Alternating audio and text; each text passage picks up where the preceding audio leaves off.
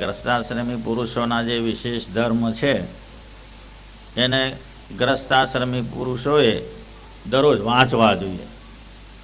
કારણ કે આપણે ક્યાંય ખ્યાલ ના હોય, જીવાત્મા ભૂલકણો છે, ભૂલી જાય. વાંચ્યું હોય તો પાછો ખ્યાલ આવે, તાજું થાય, આજ્ઞા પડાય. વારે વારે વાંચીએ. જેની આપણે જરૂર છે, જેને જે જરૂર હોય પોતપોતાનો એ પોતે ધ્યાન રાખવું જોઈએ અને લઈ લેવું જોઈએ. ગ્રસ્તાશ્રમી પુરુષોના ધર્મમાં, સદવા વિધવા એના ધર્મમાં, એ બધું ગ્રસ્તાશ્રમમાં આવ્યું. એ ગ્રસ્તાશ્રમ છે એ શાસ્ત્રની અંદર એનું બહુ મહત્વ છે. ધન્યો ગ્રહસ્થાશ્રમ એવું સત્સંગી જીવનમાં લખ્યું છે. કારણ કે બીજા ત્રણેય આશ્રમોનું પોષણ ગ્રહસ્થાશ્રમ કરે છે. એ થોડું પાળે તો ભગવાન રાજી થાય. કંઈ ભૂલ થઈ હોય તો એને ભગવાન માફ કરે, કારણ કે એને તો બધી વસ્તુ જોવાની. આ બધું આધિ વ્યાધિને ઉપાધિમાં રહીને કમાવાનું, ડાઘને પડે એ જોવાનું, એનું પાછું વિતરણ બધું, એની પાછળ અનેક ખાનારા ગ્રસ્તાશ્રમની પાછળ. એટલે એને પુનઃબણ બીજી ત્રીજી જગ્યાએથી ઘણું મળતું રહે. એટલા માટે શ્રીજી મહારાજે ગ્રસ્તાશ્રમીને વખાણ્યા છે. શ્રેષ્ઠ કયા વચનામૃતમાં પણ એ વાત આવે છે. આપણે બધા ઉત્સવ સમયા જે કંઈ બધું કરીએ છીએ, સોનાના કળશો, ભગવાનને માટે સોનાના સિંહાસનો, બધું મોટા મોટા ઉત્સવો ને યજ્ઞો, એની પાછળ કોણ છે, કોણ કરાવે છે? તો કે ગ્રસ્તાશ્રમી પુરુષો, ભગવાનના ભક્તો. એમ ગ્રસ્તાશ્રમી પુરુષો દાન આપે ત્યારે થાય. એટલે શ્રીજી મહારાજે એને ધન્ય આશ્રમ કહ્યો છે. શાસ્ત્રકારોએ ધર્મનું પાલન તો જે આશ્રમમાં રહે એ આશ્રમમાં જેના તેનું કરવાનું હોય છે. ધર્મ એટલે સદાચાર, વ્યવસ્થિત રહેવા માટેની વ્યવસ્થા, એમાં બીજું કશું નથી. ધર્મ શબ્દ તો સંસ્કૃત છે એટલે એને ધર્મ કહે, ગુજરાતીમાં કાયદો કાનૂન કહે. એમાં બીજું કાંઈ નહીં. એ તો માણસ પ્રમાણિક હોય ને, એ વર્તતો હોય, ખરાબ ખાતો ના હોય, વ્યવસ્થિત રહેતો હોય, ખોટું બોલતો ના હોય, નીતિથી વેપાર ધંધા કરતા હોય, એવા હજારો કુટુંબ છે, લાખો કુટુંબ છે. ડુંગળી લસણ નહીં ખાનારા પણ લાખો કુટુંબ છે, એવું નથી. કારણ કે હવ જાણે છે વૈષ્ણવ ધર્મમાં મોટામાં મોટો છે, એમાં પણ એ બધા શાસ્ત્રોની અંદર એ જ વાત આવે, એને પાળનારા હોય ને, હોય જ. એટલે શ્રીજી મહારાજે પોતાના આશ્રિતજનોના પ્રત્યે ટૂંકમાં જે વસ્તુ આપણને હાથમાં ના આવે, અથવા આપણે કંઈક બીજો અર્થ કર્યો હોય, પરંપરામાં ક્યાંક એવું પ્રચલિત થયું હોય. શ્રીજી મહારાજને નવરાત્રિ વ્રતની અંદર ક્યાંક ક્યાંક એવું પહેલાં આવતું હતું. પશુઓનાદિક ક્રિયા કે બીજું ત્રીજું એ બધા હરિભક્તો થયા. પછી કહે હવે અમારે નવરાત્રિનું વ્રત મહારાજ કે કરવામાં વાંધો નહીં. એમાં રહેલું જે અધર્મ છે, કંઈક મદિરા પાન હોય કે કંઈક પશુ હનન હોય, એ નહીં. કોઈ પણ માતા એ તપ પ્રધાન છે, માતાના સ્વરૂપો પાર્વતીજીના છે, પાર્વતીજી હંમેશા પતિવ્રતા છે. એમ એટલે એને બીજું કાંઈ નહીં. વ્રત કરો શુદ્ધતાથી, યજ્ઞ કરો શુદ્ધતાથી, પવિત્રતાથી, બીજું નહીં. 3 વર્ષની જૂની ડાંગર, જવ, તલ બધું ઘણું બધું હોમાય છે યજ્ઞમાં. એમ અને એની ફળશ્રુતિ તો આપણે કંઈ જોતી નથી, આપણે તો ભગવત પ્રસન્નતા છે. એમ એટલે અશુદ્ધ પદાર્થનો ઉપયોગ કરીએ ત્યારે શાસ્ત્ર લાલ બત્તી ધરે. એમાં પુણ્યને બદલે પાપ ઊભું થાય. એટલા માટે મહારાજે અહીંયા ના પાડી. રસના ઇન્દ્રિયને વધારે જીત્યું. આ રસના ઇન્દ્રિય છે ને, એ બધાય ધર્મમાં લાગુ પડી. ગ્રસ્તાશ્રમમાં બધાયમાં રસના ઇન્દ્રિય જીવને એક પ્રકારનું અમુક જમવાનું, સારું જમવાનું, એ જે કંઈ રીત છે એ શ્રીજી મહારાજે તે વખતે પણ બહુ આના માટે કર્યું છે. જે વખતે જે ભગવાનને થાળ થયો એ મહાપ્રસાદ માનીને જમવું બહુ પ્રેમથી, બસ બીજું નહીં, બીજો વિચાર નહીં, ભગવાનનો મહાપ્રસાદ. ઘરમાં 2 ટાઈમ સવારમાં નાસ્તો હોય તોય જે હોય તે. એટલે રસના ઇન્દ્રિય માગે એ ક્યારે આલું ને, એક નિયમ, એ પ્રકૃતિ એવી છે માણસની. ઉત્તર ગુજરાતના મોટા ગામમાં એક સારા હરિભગત સત્સંગ કરે, ચાતુર્માસ ચાલે, વિશેષ નિયમો ધારણ કરે. ત્યારે વિશેષ નિયમો કયા ધારણ કરવાના કયા છે? શક્તિ મુજબ વ્રત ઉત્સવ. કેટલાક શાક ના ખાય, અમુક જાતનું, પેલું ઓલું ના ખાય, ઓલું ના ખાય. ન ભાવતું હોય એનો નિયમ લઈ લે,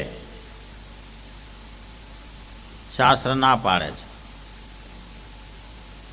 નિયમ જે તમે ચાતુર્માસનો લ્યો એ પ્રિયમાં પ્રિય પદાર્થોનો 4 મહિના ત્યાગ, એને નિયમ કહેવાય. પ્રિયમાં પ્રિય પદાર્થ ખાવામાં, પહેરવામાં, બીજું જે કંઈ હોય તે, એનો 4 મહિના ત્યાગ, એને કહેવાય નિયમ. એ નિયમ આ રસના ઇન્દ્રિય આદિ ઇન્દ્રિયોના અંકુશ માટે છે અને ભજનમાં વૃદ્ધિ. કેટલાક શું કરે, આ ધારણા પારણાના અમુક જે વ્રત તપ છે ને, એ તપમાં એમાં ગ્રસ્તાશ્રમી પુરુષોને તપની મર્યાદાઓ હોય છે. એમને કારણ કે એમાંથી શું થાય, ક્રોધ ઉત્પન્ન થાય અને એ ઘરમાં બધું 100 જાતનું કામ હોય, માથાકૂટને અલગ અલગ કોણ કરે એમ. એકના દાળ ભાત ને, એકનો મોરિયો ને, એકનો વળી ખીચડી ને, એકનો વળી ફ્રૂટ સુધારી આલો ને, એટલે કકડાટનો પાર ના રે લાંબે ગાળે. એમ ખાવો ખા, નહીં તો ઉપવાસ કરીને ઊંચું મૂક. અમે એમ કહીએ તો તમે કહેતા જો. એટલે કહેવાનું શું છે કે ઉપવાસમાં પ્રિયમાં પ્રિય પદાર્થનો ત્યાગ, એને ઉપવાસ. બીજું માળા પ્રદક્ષિણા મહારાજે બધા નિયમો કયા જ છે, બહુ સરસ સુંદર કયા, શાસ્ત્ર વાંચન, ગુણ કીર્તન, આ બધા નિયમ. ઓલા બધા નિયમો હવે ચાલે નહીં. એટલે પટેલ એમને શીરો બહુ ભાવે. શીરાનો એટલો બધો શોખ, 3 દાડે ઘેર કરાવડાવે. એમણે નિયમ લીધો, આપણે શેરો ન ખાવો. જેના જે બધું પ્રિયમ પદાર્થનો બધાના નિયમો લઈને લિસ્ટ મોકલે, પછી સંતો ઉપર, મોટા સંતો ઉપર માનતા હોય એના ઉપર, આ બધા આ પ્રમાણે નિયમ લીધા છે. હવે નિયમ છે ને, આ એક પ્રકૃતિ, એક કુદરતી, એક એવું છે કે તમે જેનો ત્યાગ કરો એ સામું આવીને ઊભું રહે, એનો નિયમ. કોઈ એમ કે અમે ખાતા નથી તો તમે ત્યાં ઢગલો કરો ફ્રૂટનો લાવી, ના જમો, એક નિયમ.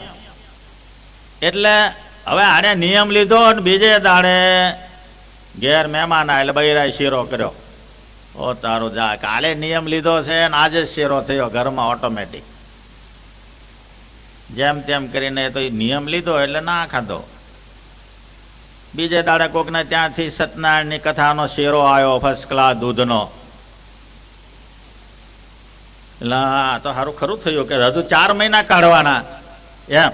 શેરો આવે ને સકળ વકળ આંખ્યો થાય, સુગંધ મારે આખા ઘરમાં, ચોખ્ખું ઘી તે જમાનામાં.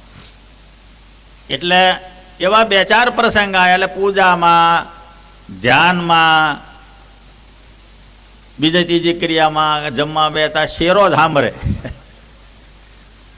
એટલે ખલેલ પહોંચે, ક્યાંક ને ક્યાંક વિચાર આવી જાય, 4 મહિના કાઢવાના છે એમ. કથા વાર્તા પતી ગઈ. એક દિવસ એને એવી રીંછ ચડી ગઈ મન ઉપર. એટલે બધી રીંછ ચડી ગઈ અને ઇન્દ્રિયો અને આ રસનાન. એટલે દરવાજાની બહાર જેવા બધા હરિભગત નીકળ્યા, પાછા 5 મિનિટ ત્યાં ઊભા રહે. આગેવાન માણા બધા ગપ્પા મારીને બધા જાય. એમાં ભેંસે મોટો પૂદળો કરેલો,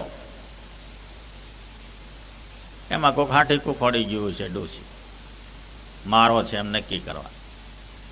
આને ત્યાં પળોઠી વાળી લોકો કે કેમ શું થયું, કે ચક્કર આયા, શું થયું, કેમ થયું, પટેલ કેમ બેહી ગયા? બધા પૂછાપૂછ કરવા માંડ્યા, માથે હાથ ફેરવવા માંડ્યા. ઓ હા, હાથ ફેરવ. મને કે ના ના, કશું નથી થયું. સૂતા, ચાલતા, ખાતા, બધી ક્રિયામાં, પૂજામાં, પાઠમાં, માનસીમાં શેરો શેરો ને શેરો.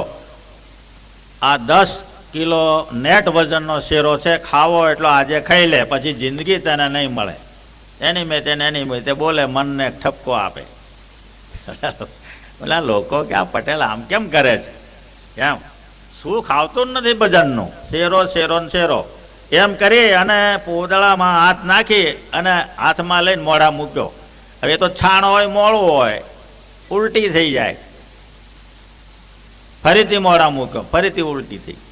લોકોએ લઈ લીધું. શું છે? મનને કહે છે જો આજે ખાવો એટલે તને છૂટ, પછી હવે જિંદગી નહીં, 4 મહિના નહીં, જિંદગી નહીં. બોલો. પછી કોઈ શીરાની વાત કરે ને તો એના આધા શીશી ચડે, બોલશો નહીં. અભાવ જ થઈ ગયો, કારણ શરીરમાંથી નીકળી ગયો. બસ એની વાત કરે ને કોઈ કે ના બોલશો ને, માં નહીં ખાઓ, હું તો ખાતો જ નથી એમ કે. ત્યારે એને મનને દંડ આપ્યો, ત્યારે રસના ઇન્દ્રિયને દંડ આપ્યો. ત્યારે આપણે છે ને પંપાળીએ તો માથે બેસી જાય. આમાં એકે જીવને લાભદાયી નથી. એની પાસેથી કામ લેતા આવડે તો જ, નહીં તો નહીં. એ લાભદાયી નથી. સીધો સાપ છે ને, એ કરડે તો પ્રાણ જાય અથવા હેરાન થઈએ. પણ એ સાપનું ઝેર કાઢીને એનું બધું ફેક્ટરીમાં નાખીને એ બધું કરાવીને પછી દવામાં ભેળવીને કેન્સર મટાડે છે.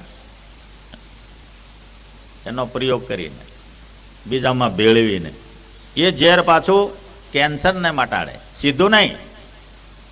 એટલે ઇન્દ્રિયો પાસેથી કામ લેતા આવડે, ઇન્દ્રિયો પાછી ભગવદ અર્થે બધામાં કામ લાગે. સરસ નિયમન કરવું પડે. પંપાળાય નહીં, પંપાળો એટલે ગઈ વાત. એટલા માટે મહારાજ અહીંયા સંતોને કહે છે રસના ઇન્દ્રિયને વિશેષ જીતવી. કારણ કે રસના ઇન્દ્રિય છે એ પહેલાં ઘણી બધી એની આખ્યાયિકાઓ છે, ઘણી બધી આખ્યાયિકાઓ છે. અને એ બધાય સંપ્રદાયની અંદર આને માટે, કારણ કે આ તપ ત્યાગમાં બધામાં આ જ નડે. માણસને ક્યાંય બી ગયા, યાત્રામાં ગયા તો ઘર જે મન પાવતું જમતા હોય એ મળે જ નહીં. પદયાત્રામાં ગયા, યાત્રામાં ગયા, ગમે ત્યાં ગયા, એટલે કંટ્રોલ તો નિયમન તો જોઈએ જ. પછી આપણે હોટલો બોટલો શોધીને ખાવાનો પ્રયત્ન કરીએ તો ઓર ઉપાધિ, પૈસા જાય ને પૂર્ણ ના થાય તો એ માથાકૂટ. એમાં તો બહુ સાચવવું પડે યાત્રામાં ગયા એટલે. એટલા માટે મહારાજ કહે છે